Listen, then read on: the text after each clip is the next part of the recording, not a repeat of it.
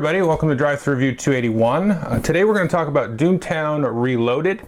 This is a brand new release from AEG, but it's actually kind of a reprinting of a game that's about 15 years old. Now this is being released in an LCG style format. It was originally a trading card game. And as you can see, it's actually set in the Old West, kind of. It's a very science fiction-esque and almost fantasy-esque Old West. There's ghost rocks, which is like the currency which has landed on the planet and really accelerated technology and magic and all kinds of cool stuff. But it's very different style trading card game or LCG. So let's just go ahead and jump in and look at how the game plays, and then I'll come back and give you my thoughts. First, let's take a look and see what you're going to get in the basic box. Now, they are going to come out with a deluxe edition. I will tell you that you need to get 2 copies of the base set if you want every last card for every kind of possibility with deck building. The deluxe set will have a little bit upgrade of components, plus it'll have enough copies of each card to have all the possibilities for deck building available. So the first thing you can see here, you get a rule book. It's actually pretty lengthy for this style of game. Really reminds me of Netrunner in that way. And it also has this getting to know Gamora, which is basically the area that you're in. Now this gives you a cool little sort of walk through turn by turn of some of the different scenarios that may happen in a 2-player game. And then at the end here it has how to construct the 4 decks that the game comes with, and we'll be working right out of the box. Next thing to note here are 2 actually mounted almost player aids, and these you're going to put in front of you. You can see you have your home, some other deeds that you'll have adjacent to your home. This will all make sense in a second. You've got town square, a couple of player charts here to help you with some of the more intricate parts of the game. And of course you got this hugely oversized box, definitely enough room to get a second copy worth of cards plus any expansions that will be coming out. So a lot of room here, so let me break this stuff out. Here are the 4 decks that come with the game. There's one for each of the 4 factions that are currently in the game. Then you've got some extra leftover cards. You've got here your Ghost Rock, which are certain different denominations there. This is the money, the currency in the game. And then you have a variety of different colored tokens here. So you've got control and influence tokens, as well as some other tokens of just other colors that the rules actually tell you to just set aside and use to mark different things. You may mark bullets, or if you're playing a multiplayer game, maybe you'll use that to kind of mark, you know, who controls certain things. And finally, we're back to our 4 decks. And I'm going to go ahead and break these apart, kind of tell you about the different cards in the deck, because it's very different than a normal trading card, you know, living card type of game. But the first thing to notice here is you have your faction card here. So you can see this is the Sloan Gang. We've got the Morgan Cattle Company, Law Dogs, and Fourth Ring. Now, the Sloan Gang is very much about getting their characters wanted, getting bounties on them. That's going to buff them up. Law Dogs, from what I can see, are about catching people at cheating, which is a very interesting mechanic. And then you have your Fourth Ring, which are basically your magic users, lots of spells and things like that. And then your Morgan Cattle Company, which are your inventors, your scientists, and these guys are going to be getting out gadgets, which are basically special items. So let's go ahead and quickly kind of go through all the different card types, and then I'll show you a little bit of how a turn's going to work, and then go from there. So the first thing you're going to do is put your faction card here. You can see this number here tells you how much money you're going to start the game with. So you're going to take that amount of money, put it in your supply. And then this marker here is going to tell you how much income you're going to generate each round. Now, the very first thing you're going to do in the game is take up to 5 of your dudes. And dude does not necessarily mean male. You can have female dudes in this game as well. There's no discrimination here. So you're going to take up to 5 of these, and they have to either be neutral or match the faction of the card. So you can see we have this sort of blue denim outline there. And Mr. Prescott Utter here, he's got a blue denim, but Olivia Jenks is a neutral. The wood color there is a neutral, but you can't take anybody from another faction. So you can take up to 5 of those, equal to the amount of starting money you have, and then you're going to pay the money, which you can see here in the lower left hand here.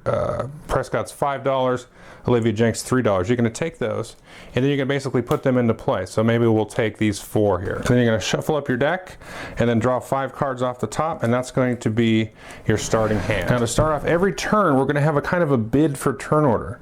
Players are going to take 1 Ghost Rock, ante that to the middle of the table. If you don't have a Ghost Rock, then you kind of borrow one from the bank, but you're going to lose that in the upkeep phase, which follows, which I'll explain in a second. But to try to sort out turn order, everybody's going to draw 5 cards off the top of their deck, and these are 5 cards separate from your starting hand. And the only thing you're going to look at here is the suit and number of the card, because each of the cards in this deck is comprised of basically poker style cards. Now this guy will be an action card, but it's also going to be the 8 of clubs. The 5 of clubs, here's a pistol whip. And if you notice, all clubs, which I happen to have drawn, are action cards. If we look at all of the characters, or the dudes, those are all spades. You've also got here, let's find a location card there at Gomorrah Parish. That's a diamond card. The Bank of California is a diamond card. You've also got spells and other items and things like that there. So you're going to basically have sort of two parts of the card that you're referring to, the sort of poker side and then your sort of special TCG side. So players are going to draw 5 cards and they're going to be looking at poker hands. Now here we can see the hands ranked. You've got high card, 1 pair, 2 pairs, 5 of a kind, all the way to dead man's hand, which is exactly this configuration there. Now in the case of bidding for turn order, you actually want the lowest possible hand here. So we can see here we have a flush. So in that case, we would be considered rank 6. You want to have the lowest rank when you're bidding for turn order. So whoever wins the turn order battle is going to collect all of the antied ghost rock, put that in their supply, and they're going to start the round. First thing everybody's going to do is do the upkeep, and again, we're going to get +3 income from the law dogs here, but you're going to subtract income from any characters that you have in play, any dudes, based on their cost there. So you can see we have Olivia and Prescott. They each cost us $2 to keep in play, and we're going to basically add 3, subtract 2, so we'll net 1. You may also get other locations, say the Bank of California here, that's going to give you more income. So if we had him out here, that would be 6 minus 2, so we'd collect 4. After bidding for turn order and then upkeep, we're going to go into the action phase. And there's a few things that you can do on the action phase, but the object of the game is to have more control than your opponents have influence. So let's take a look at this location here. So we can see this actually has 2 control points. In other location cards, for example, the town hall here, that's going to have some control on it. Now, the character cards have influence here. So you can see he's got 1 influence. The influence is used in 2 ways. So if I had some characters here, let's say, I've got, let's say 3 influence here, and that's my location anyway, because it's adjacent to my home, but it's feasible that somebody else sends in another character at this location to try to take it away from me. So if he was here, I don't have anybody, exerting their influence here, then this player, whoever this was, would control that. So they would have control over this. They would have 2 control points. So again, the object of the game is to have more control points under your control than any player has influence. And you can do that obviously by playing cards for their special abilities, having shootouts, which are really cool, and all kinds of things. So what are the things that you can do on a turn? Well, the first thing you might do is move. And so let's put these guys back where they were. And normally you can move and not boot your character. And booting a character is basically tapping. So the player aid actually makes knowing when to boot your character and when not to boot your character relatively easy. So if I move a character from my home here out to here, you can see it's got the green arrow going that way. That means he doesn't boot. If I move back to there, then he's going to boot, and then that basically means if he has any booted ability, then he can't use it, or if you're going to try to start a gunfight, you have to be unbooted to be able to do that. You can also move from your home to the town square, and then the town square is basically adjacent to every type of deed on the board. So from the town square here, I can move into any opponent's deed or their home and maybe try to exert my influence over there to take control of it. Now you can always go into somebody else's home area without booting. So that's movement. Sometimes you'll get horses or even mechanized horses and things like that that will help you break the rules of movement. Now the next action you can do is shopping. And I don't know if I said this, but everybody takes 1 action and then the next player goes, and then you just keep going 1 action at a time. You can pass, and then if it comes back to you, you can still get in the game. Once everybody's passed in consecutive order, then that's the end of the round. Now the next thing you can do is shopping. So if you look here, this is an item here, it's a heart, so all the items are hearts. This is the cost to bring it into play, and you can bring that into play and put that on one of your dudes. The other thing you can do is bring a dude into play, and that's similar to the beginning of the game. You pay the cost. The dudes always come in at your home, and then you can move from there. Now you may also go shopping for gadgets and spells and things and try to equip those to your characters. To equip a spell, your character needs to have the Huckster ability. And if it says Huckster, then they can have a spell equipped on them. The number there is actually their skill in casting the spell. I'll talk more about that in a second. Now, sometimes an item will also be a gadget and it will have a difficulty. To equip this, you need to put it on a mad scientist. And again, this is their skill. So what you're going to do is actually add their skill to a pull. So whenever the game tells you to pull, you're going to draw the top card of your deck. You're just going to look at that value and add that to your skill. In this case, 6 plus 2 would be 8. So we could get that on there, and that would actually succeed when we do that. Now you can also trade items with dudes that are at the same location, and that would be your action there. And finally, you can call somebody out and you can have a shootout. So how does that work? That's a huge part of the game. So let's say, for argument's sake, these two characters here are controlled by one player and Prescott Edder is controlled by another player. Now let's say it's Prescott's turn. He's going to call out here Mr. Tommy Harden, and then we're going to engage in a shootout. Now, Tommy's controller could take him, return him back to home booted to sort of ignore the call out. If he was already booted, then he would not be able to ignore the call out. Now the first step in performing a shootout is to bring the posse together. Now since these two are already at the same location, they're already together, but let's say Prescott's owner wanted to bring Philip Swinford into play. Now since we're in the town center here, everything is adjacent, so all adjacent locations you can bring a character in from, but you're going to boot them when you bring them in.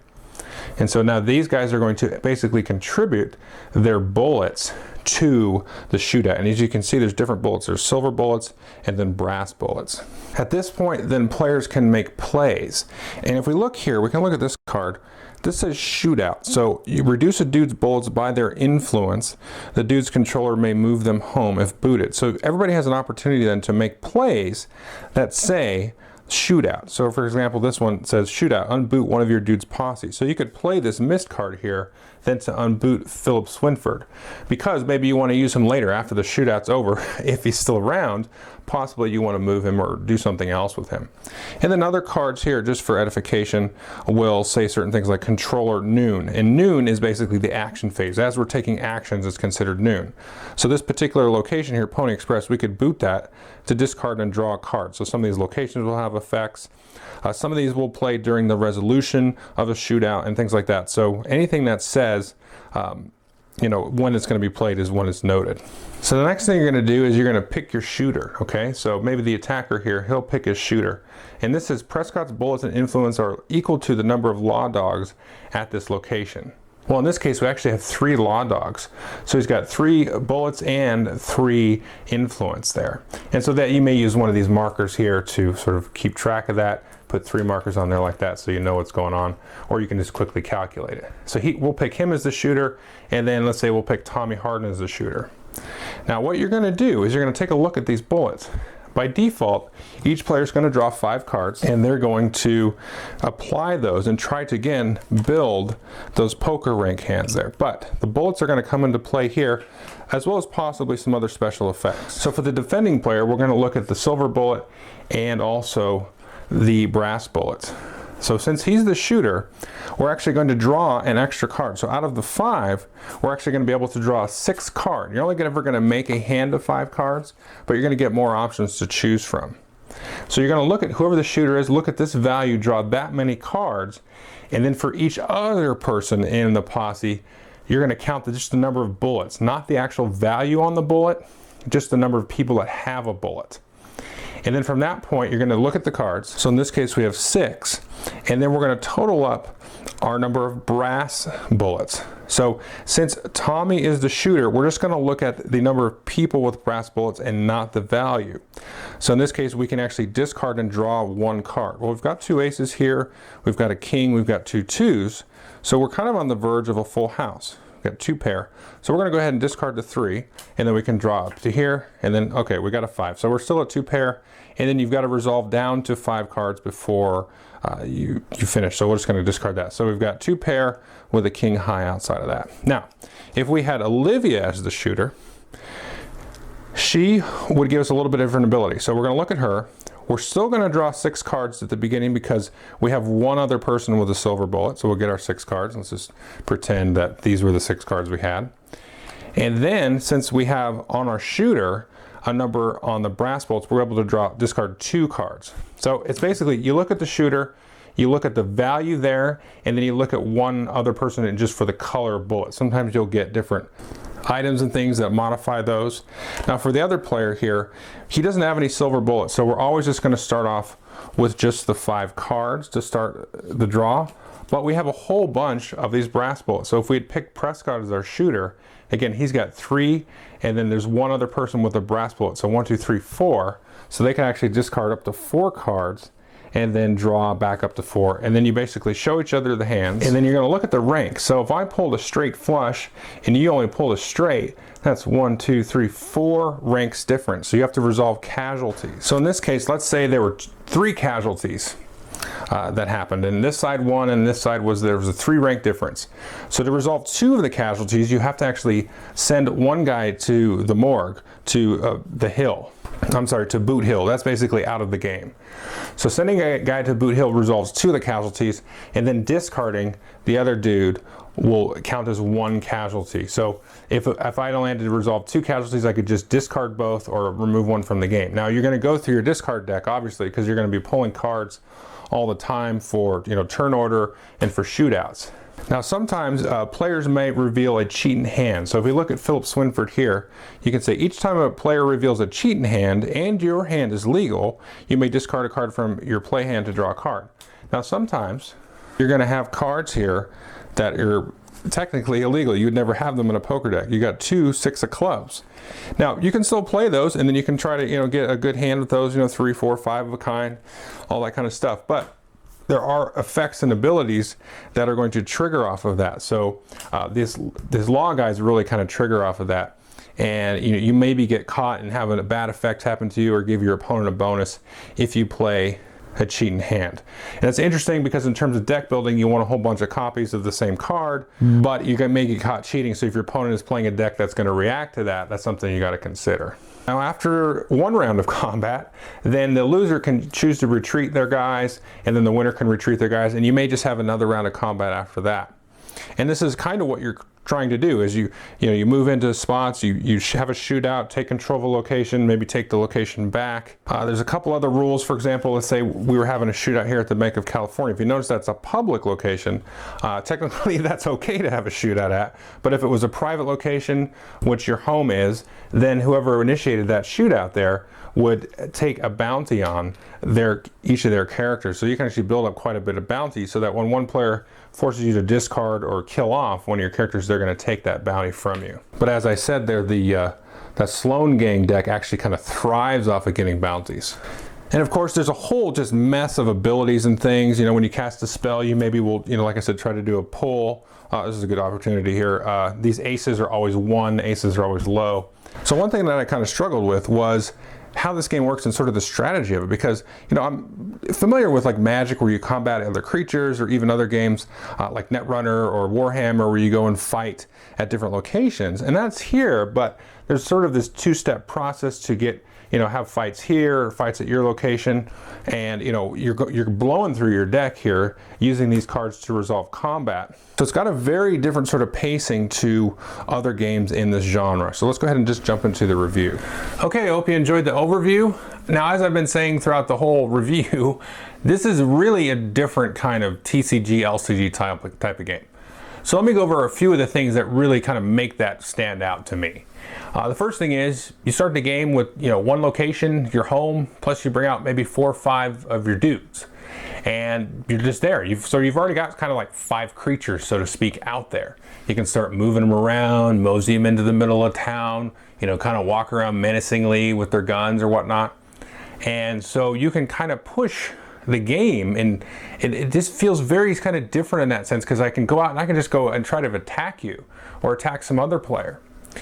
So that's a very interesting part of the game to me, and I'm trying to get this across because it's very much almost like a war game idea to me, because you have like a couple of your troops set up, and then you go out and you mosey across and you have a little combat, and the combat is decided randomly, but it's not decided by a die roll. It's decided by flipping the cards up and sort of building a good poker hand. So you want to have different guns and effects and abilities in place to give yourself more options there. But I've seen where, you know, one lone guy can take out 3 other guys because, you know, I flipped a flush and you got like a high card, so I just wiped you out. So that's very much a part of the game, and also the sort of double effect of that is by drawing, you know, 5, 6, 7, 8 cards, depending on the bullets, you're going to blow through your deck probably, and, you know, some of those cards that you wanted to use to get out are going to be gone. They're going to be discard piles, so they're not going to come back out for a while. So that sounds like really horrible, but it's not. It's friggin' amazing. The cool thing about this game is, like, as I said, you can kind of mosey up, you know, go in and try to attack. Maybe you draw a nice hand with a nice cool shotgun or a rifle or something that's really gonna let you kind of take out guys or play some cool effects during a shootout. But if you don't spend your time building up your economic engine to sort of maintain those guys and keep them in play during the upkeep phase, you're going to be in trouble. And you're also not going to have any money to bring in more guys and more cool stuff and more cool items. But the flip side of that is that you're going to get most of your upkeep from putting in locations.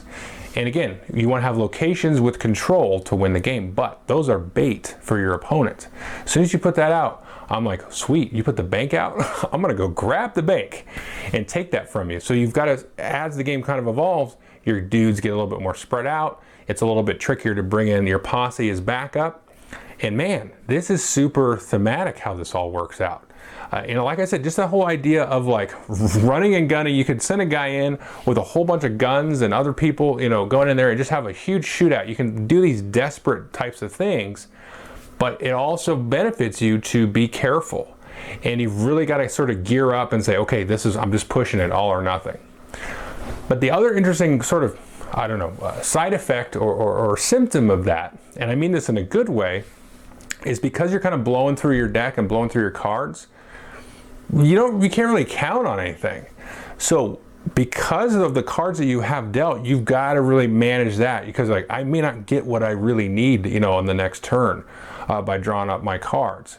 So you've got to be very cautious and calculating, in a sense, about what you're doing. And I really enjoy that, because the game then becomes, it's weird, because it's like, it's not so much hand management, it kind of is, but it's also like about board management and positioning, you know, throwing defenses here or here, kind of net runner-ish in that way, but not exactly. But you've got different locations you want to try to attack or defend. And so you've got to be very careful about, you know, where your guys at. You want to have backup close enough to them, because you're like your really big gunner, you don't want to lose them, you know, to like an ambush or something.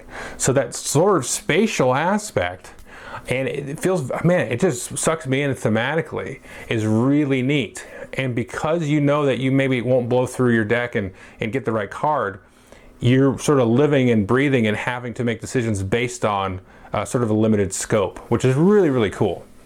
Now, I haven't done any deck building. I haven't played it multiplayer. I've just played with the 4 different starter decks, and they're all very different. You know, you've got the spell one and the sort of the scientist one, and then sort of the outlaws and the lawmen.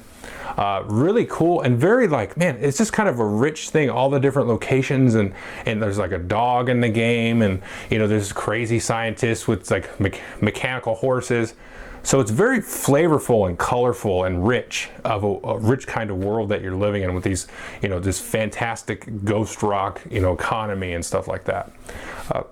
So I recommend the game. Now, it is random, because like I said, you have those card flops to get the poker hands, and you can have like one guy demolish a group of guys, but that makes it pretty fun, and it makes it super thematic. But it's definitely an interesting take on this TCG. It's not going to feel like, you know, your other games. Like I used to play a lot of Warhammer Invasion. That kind of felt like Magic. I mean, it's a good game. You know, you got like Game of Thrones and Star Wars LCDs. Those kind of feel the same after a while. You've got Netrunner. And getting back to that whole idea is, the cool thing about this is you kind of don't need to know your deck that well. Because I was able to get really into this, and I'm just learning these 4 starter decks and just learning the game really. But when you play a game like Netrunner, and another game that I've been playing a lot recently is Blue Moon Legends, you like almost have to know what your opponent is playing down the line. But this one you don't, because even if they are playing something, they're not going to necessarily get it.